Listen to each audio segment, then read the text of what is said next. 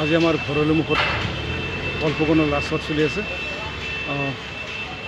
এয়া আমাৰ কাজল দা নমস্কাৰ।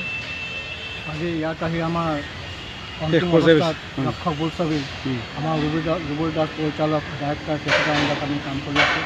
যথেষ্ট ভাল লাগিছে আৰু দুখো লাগিছে। কিছুমান মানুহ আমি পাইছোঁ, কিছুমান হেৰুৱাইছোঁ। গতিকে আমি ৰাইজলৈ অনুৰোধ জনাইছোঁ, আমাক ভালে কুশলে এই বোলছবিখন অসমবাসীৰ ৰাইজে আদৰি লৈ আছে। এই আমাৰ কৈলাশ চিনাকি, গতিকে কৈলাশে কেমেৰাত আছে। এই আমাৰ শংকৰে কামত ব্যস্ত হৈ আছে। ঠিক আছে, এয়া আমি পলে ৰেডি হৈ আছে, আমি পলৰ ওচৰত গৈ আছোঁ।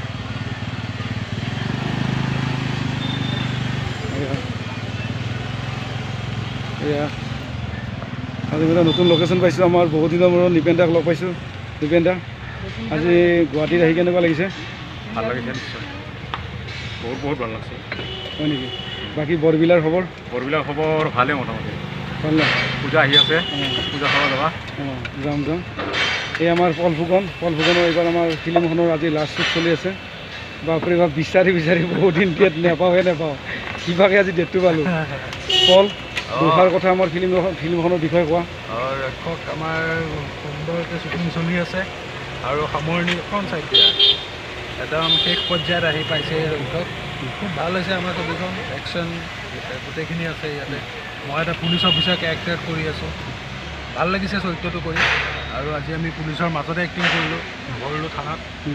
আৰু আমাৰ অতুল দাও আছে লগতে, গোটেইখিনি আছোঁ আমি। খুব ভাল লাগিছে। পল কিন্তু এনেই মানুহে ৰোমাণ্টিকত এই কিবা গান চানো চায়, কিন্তু একশ্যনটো ইমান ভালকৈ জানে। এইবাৰ আমি এইখনত প্ৰকাশ মানে কি পাইছোঁ, একশ্যন কিন্তু পূৰা কৰিছে। কিন্তু একশ্যন ইমান ধুনীয়া একশ্যন চিন এটা হৈছে এইবাৰ এইখন ছবিত। খুব ভাল লাগিলে। আমি একদম চাবলৈ মানে চবে চাই খুব ভাল পাব। ব্ৰহ্মপুত্ৰ পাৰত খুব ধুনীয়া এটা একশ্যন চিকুৱেঞ্চ, কিন্তু পূৰা নিখুঁতভাৱে কিন্তু বহুত কষ্ট কৰিছে কিন্তু বোলে। আৰু ল'ৰাকেইটা যদিও সৰু, কিন্তু একশ্যন পূৰা মজা এটা দিছে। ল'ৰাকেইটা বিৰাট ভাল আছে। ল'ৰাকেইটা মানুহে অসমীয়া ছবিত এটা নতুন সোৱাদ পাব আৰু। হয়, গতিকে আশা থাকিল। এই আমিতো অতুল্লাক সদায় পাই থাকোঁ, তথাপিও অতুল্লাই সদায় নতুন আমাক দি থাকে। আজি কি দিব? আজি কি দিম? মই ভাবিছোঁ যে তুমি আমাক যিটো লোকেশ্যনলৈ লৈ আহিলা, ৰক্ষকৰ এটা মনোমোহা লোকেশ্যন লৈ আহিলা ব্ৰহ্মপুত্ৰ পাৰত, তাকে ভাবি আছোঁ এই দলংখন উত্তৰ গুৱাহাটীতে বনাই আছোঁ। ইয়াৰ পৰা এই দলংখন সম্পূৰ্ণ হ'লে ইয়াৰ পৰা আমি উত্তৰ গুৱাহাটীতে শ্বুটিং কৰিবলৈ সুবিধা হ'ব। গতিকে চৰকাৰক অনুৰোধ জনাইছোঁ, সোনকালে দলংখন সম্পূৰ্ণ কৰক, যাতে আমি গুৱাহাটী আৰু উত্তৰ গুৱাহাটী একেকাৰ কৰি শ্বুটিং কৰি থাকিব পাৰোঁ। অসমীয়া চলচ্চিত্ৰ উদ্যোগলৈ এটা নতুন অৰিহণা যোগাব পাৰোঁ। তাকে আমি ভগৱন্তৰ প্ৰভুৰ ওচৰত কামনা কৰিছোঁ। চৰকাৰকো অনুৰোধ জনাইছোঁ দলংখন সোনকালে কৰক। লগতে আমাৰ মণিৰাম ছাৰ আছে, তেখেতে এইবাৰ অসমীয়া ছবিত এটা বেলেগ এজন খলনায়ক পাব অসমীয়া দৰ্শকে, আৰু সেইজন খলনায়কে হৈছে মণিৰাম দা। বৰবিলাৰ হাইস্কুলৰ প্ৰধান শিক্ষক আছিলে, এতিয়া অৱসৰ ল'লে। এই অৱসৰৰ পিছতে আমাৰ চলচ্চিত্ৰ জগতত জঁপিয়াই পৰিছে।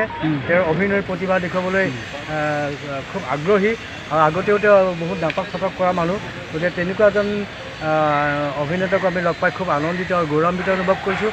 আৰু আশা কৰোঁ ৰক্ষকে তেখেতক অসমীয়া চলচ্চিত্ৰত এক ৰক্ষকৰ ভূমিকা দিব বুলি মই আশাবাদী। আৰু ৰক্ষক চাব, তেতিয়াহে মই কোৱা কথা, পলে কোৱা কথা, নিপেনে কোৱা কথাবিলাকৰ আচল সাৰ্থক ৰূপটো দেখা পাব। চাওক, নতুন অতুলে আমাক কিমান সুন্দৰভাৱে ক'লে যাতে ৰক্ষক আহি আছে। এয়া মণিৰাম দা, নমস্কাৰ। তেখেত অৱসৰ পোৱাৰ পিছতে এইখন ফিল্মত এণ্ট্ৰি হ'ল। তেখেতে বহুত নাটক কৰিছিল। সেই নাটকৰ মাজেৰে আমি কিবা এটা লোক পালোঁ কাৰণে মই লৈ আহিলোঁ। কষ্ট হয়, কিন্তু বহুত ঘাট প্ৰতিঘাতৰ মাজেৰে তেখেতে এণ্ট্ৰি হৈছে। এতিয়া বাকীখিনি ভগৱানৰ ওপৰত কথা। মণিৰাম দা কওক। আমাৰতো পাচনি দায়িত্ব ভালে ক'লে, গতিকে ময়ো তেখেতৰ লগতে কৈছোঁ যে নতুনকৈ আহিছোঁ, ৰাইজক কি দিব পাৰিছোঁ সেইটো নাজানো, কিন্তু ৰাইজে যে মোক আশীৰ্বাদ দিব লাগিব এইটো মই কিন্তু দাবী কৰিছোঁ। গতিকে ৰাইজে আমাৰ ৰক্ষক ফিল্মখন চাওক, চাই আমাৰ কল পাচনি বৈশ্য এই আটাইকে শুভেচ্ছা দিয়ক, আৰু ভৱিষ্যতে যাতে আমি ইয়াতকৈ ভালদৰে ধৰণৰ চিনেমা কৰি ৰাইজৰ মন সাৰ্থক কৰিব পাৰোঁ, এইখিনিয়ে ক'ব পাৰোঁ। গতিকে আমাৰ আজি ইয়াত শ্বুট চলি আছে, যাতে ৰক্ষক ফিল্মখন চোৱাৰ পিছতে গম পোৱা যাব টেকনিকটো কি কৰি আছে। ধন্যবাদ।